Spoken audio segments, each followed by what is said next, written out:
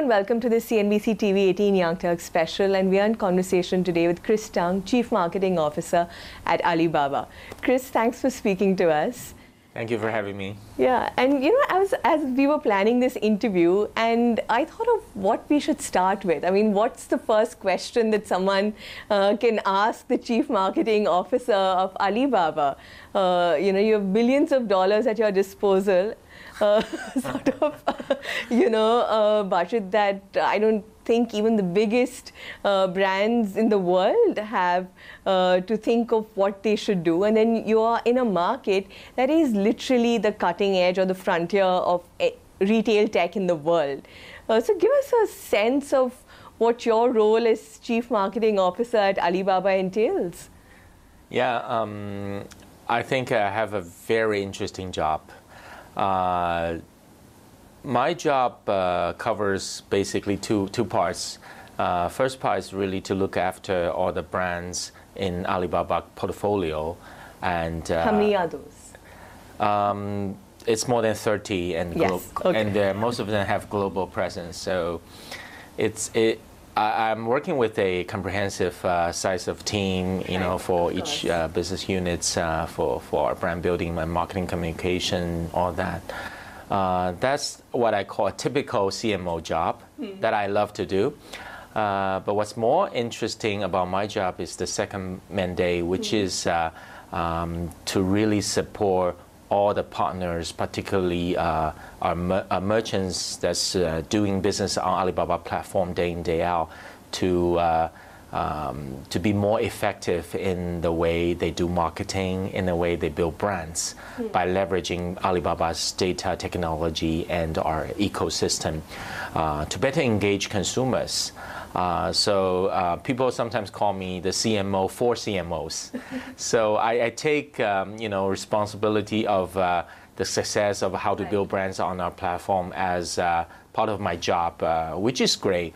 So I am very curious and very passionate about how all the brands are doing on Alibaba platform and how can we help them better. Now, some of the initiatives that you've launched around working with these brands are all data technology led, right? You're sitting on data, shopping data, interest data, consumer data of, you know, one of the largest online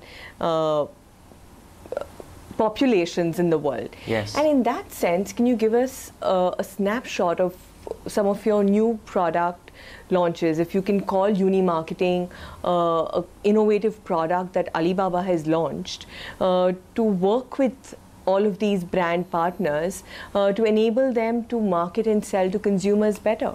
And what Uni Marketing does is to follow the typical path to purchase journey I mentioned, from awareness to interest to purchase to loyalty, and really build one database for each brand. We call it data bank. Okay. So this helps. And you do this at an individual level for different brands? Yes. Okay. Our brands, if you have a brand platform on Alibaba in China, you will be able to apply and open an account.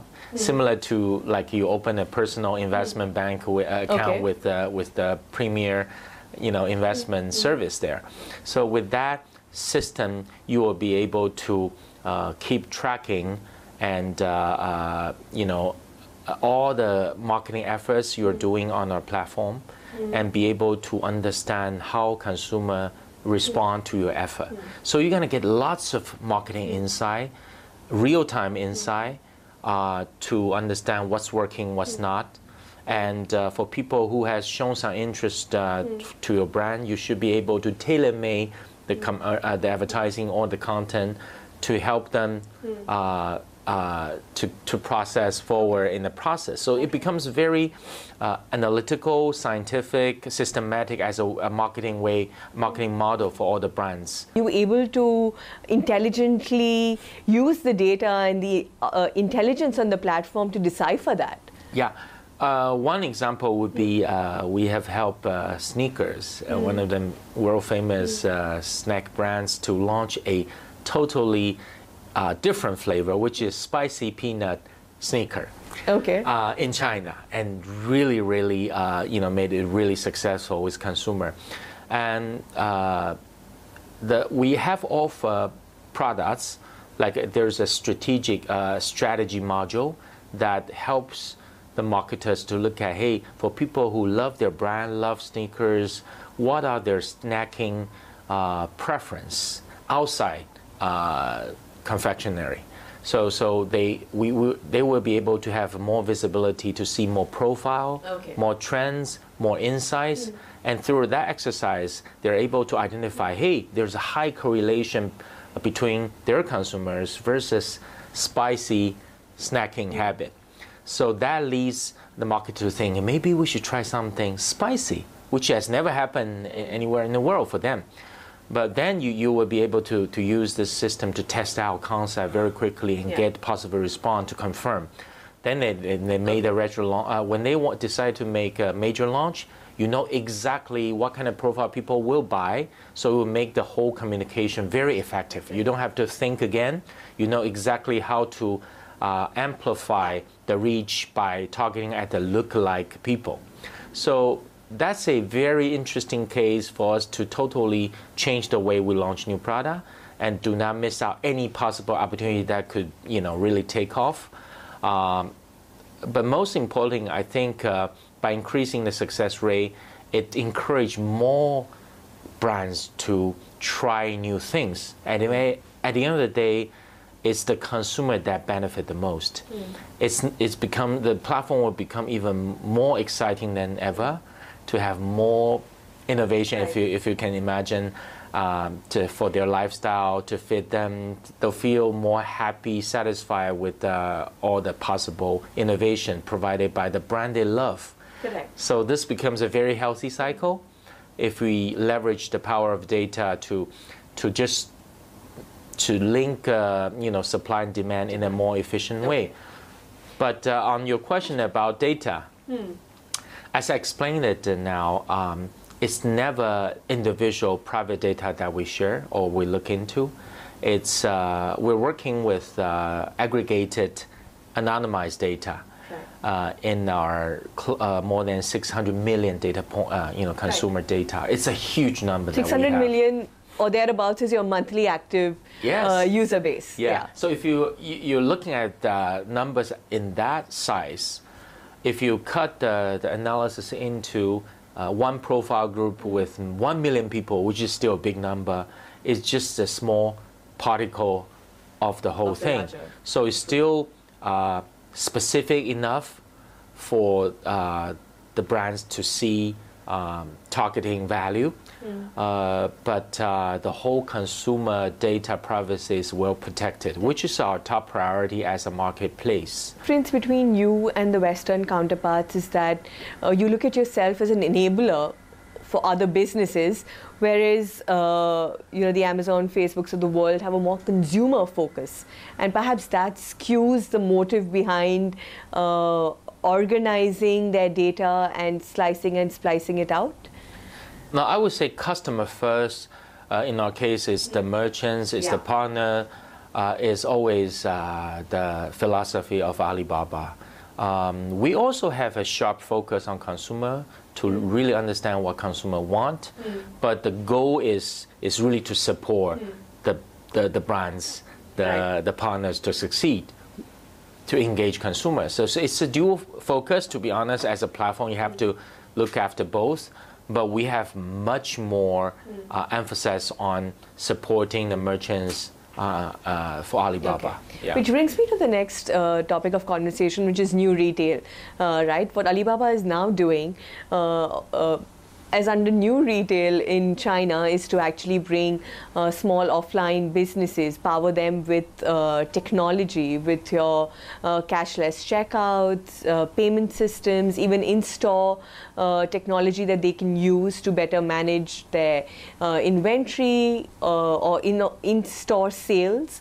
Can you talk us through, from a marketing perspective, how you view that business? In the concept of retail, new retail, we don't think about it as online, offline, or so-called O2O thing.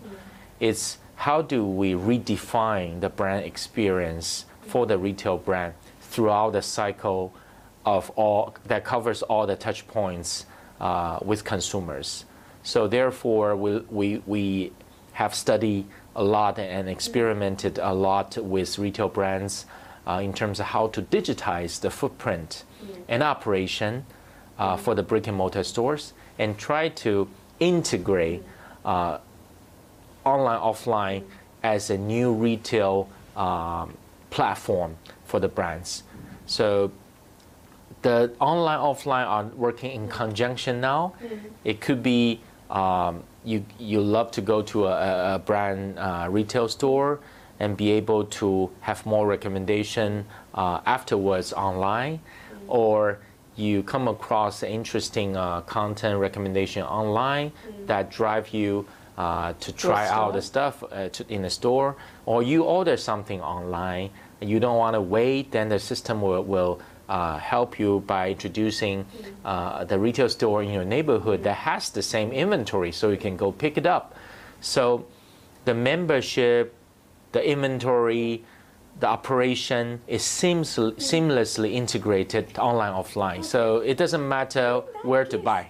So let's filter down and talk about India a little bit. Your first visit here. Yes. What was your first impressions of the consumers here when you noticed consumer behavior in the team that was with you, of how they are using their smartphone, how they are using commerce on their phone and even offline? What are your impressions about the Indian consumer versus the Chinese consumer? Just first impressions.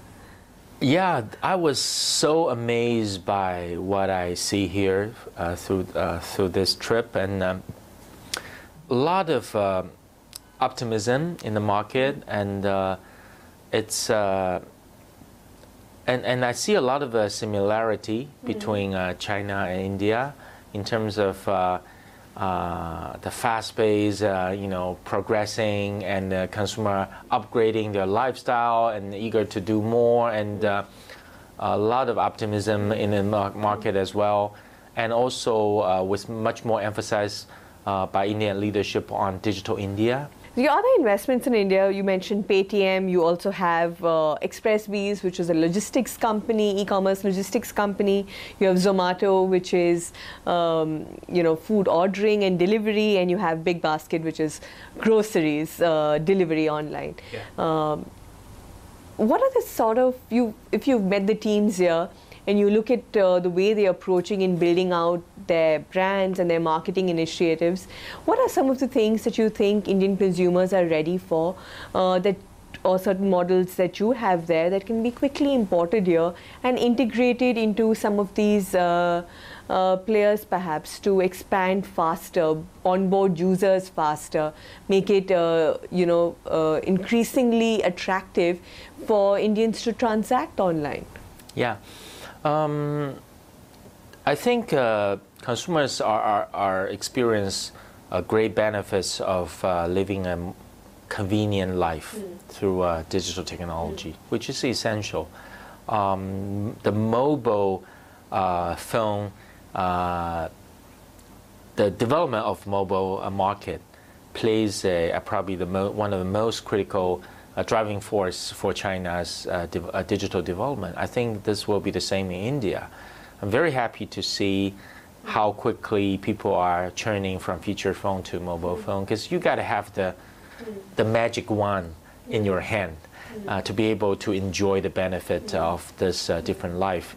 And the power of mobile phone, smartphone, is it's at your service anytime, anywhere, and it can be personalized to your benefit. So I think it's always the convenience as well as the personalization that's adding value to this equation, and payment being one. We're not using. I don't think we're using a lot of cash or even credit card. A lot of people never use credit card, the young generation in China, because as long as you have your phone full of battery and you have some money in your bank, you're okay. So that's easy to describe, but takes a lot of effort to do. But once you have that e-payment infrastructure, everything, all the builds business around becomes very convenient. And once you enjoy that convenient life, you're gonna do more with your mobile phone, and you're gonna enjoy the benefit of shopping online. You're gonna enjoy a lot of content or personalized news. A lot of things will come. This will be a totally different mobile-led lifestyle that you're gonna have very soon in India. But I think each infrastructure bucket plays a very essential role, and payment being one very critical part of it. Are you looking at bringing some form of Uni Marketing, or our brands here, business partners here, brands here in India that do cross-border via Alibaba, tapping into Uni Marketing in any form? Or are you working closely with some of your investee companies here to look at how they could implement some form of the new retail model here? Are your teams talking to each other? Yeah, of course. This is definitely in a plan. I think it goes without saying that India is a key priority of our globalization strategy. But we also have to look at the status of the market, the development, like I just described, the penetration of the payment. Yes. A lot of things you cannot rush. You have to look at the prerequisite condition to see if everything is in place, then be able to bring some of the experience and technology to support the merchants of India more. But we're going to take steps. It's not just bring everything we have in China and then make it happen here. It doesn't make sense. But we pretty much have gone through the process. We know what to do, what to support step by step. So we're focusing on getting the infrastructure support right. For example, on top of payment, we have launched Alibaba Cloud services with two major data centers built. India, yes. So that's very critical, because cloud really carry that data technology capability, as well as be able to offer a space for us to put more business application on to support the merchants in India. So that is critical part of the whole plan as well. All right. Winding down this conversation, Chris, I want to go back to talking about two of the larger trends and where you see this as a CMO at Alibaba, right?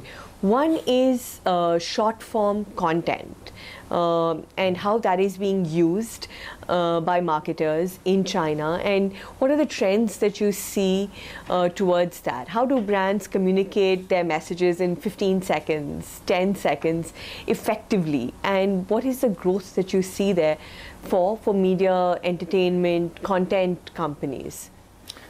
It's definitely the mega trend that's going on everywhere in the world. This has driven by the mobile application. So through this little tiny screen, we want to quickly get to what we want in a short form, entertainment alike. So that has significantly changed the way we think about how to produce content as well as entertainment. I believe this will prevail whenever the mobile phone prevails. And as a platform, what we have achieved, what we have tried in China, for example, is how do we develop an effective content-based e-commerce platform.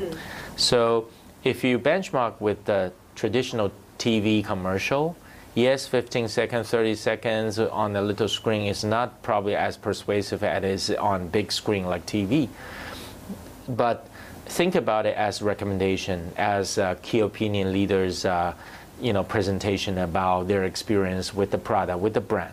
It could be very personal. It could be very approachable and very convincing. I believe you have thousands of live broadcasts that happen on the various apps on a daily basis by key opinion leaders or influencers that I think we call in India, pushing people to buy, experiment with products. Yes, Alibaba has been the main incubator for KOL-led e-commerce in China with our major platform called Taobao. Yeah. So on Taobao, which is already a content-led platform, it's already you can take it as the largest consumption media, if you will. It's not just a shopping mall online. Yeah. It's actually a consumption magazine, if you will, in a digital way. So every day there's thousands of live casts by KOL there, and almost all the product page carries a short form video introduction, which is done in a very lively way. So lots of content you can follow, lots of recommendations. AI-generated content? AI also play a role in terms of how to produce it right, how to present this particular product to the consumers. There's a lot of insight driven by the AI, as well as the matching. What users get exposed to certain KOL or content is optimized by AI algorithm. So it's a personalized content channel. Every time you go to Taobao, you feel like this is your Taobao. If you compare your Taobao page with your friends, they may look totally different. Totally different. So you feel like this is for me. This is so personal. You don't even want to share a snapshot of your Taobao on social media because it's so personal. It's actually your lifestyle. You have to go check it out, what's new, what's for you every day. So it becomes a part of your life. It goes much more beyond commerce. Okay. So that's huge. To be simple, I think the whole media landscape is changing. The short form video as well as live casting is playing a very important role there. Okay, my last question is what you see as the future of the ad agency. You've been on the other side. You worked with the Procter & Gamble's of the world, the PepsiCo's, the L'Oreal's. And now you're on the other side as CMO at Alibaba, and you're seeing the world differently. Tell us about what you think is the future of the ad agency. I always made my pitch to the agency world that by saying that I think this is the best time for agency. Why? Because by unleashing the power of data, this is the first time that, for example, creative agency doesn't have to only focus on one set of target audience and do just one set of creative for one campaign. Instead, because there's so much insight we can get from different groups of people, everybody, almost everybody, should have a good reason to buy certain product. We just have to understand what story to tell. So if you know what story to tell, the whole space for creativity becomes multiplied. So actually, it's the best time for creative people to actually devise more creative work, tell more stories to different group of people at the same time. And the system, for example, the Uni Marketing system will help you to push out the right story to the right people. And you can measure the effectiveness of your creative work in real time. It was never the case. It's basically always you devise a campaign, then you feel the job is done and see how it goes. But now because of visibility of the insight, you get to play a lot more, do a lot more work, and make your advertising campaign even more effective. And of course, the media agency will even, be more data-led, scientific in the way they approach media. So it benefits both media agency and creative agency. But the challenge is, what I'm saying here is really understood and being adopted as a new way of thinking for agency. That's the challenge. If they stay indifferent, I think they're going to get impacted. But the world is still there for them, even bigger one. A bigger one outside China, where they can continue to be old school, at least for a long, long time. That's right. All right. Thank you very much, Chris, for this conversation. My pleasure. Thank you.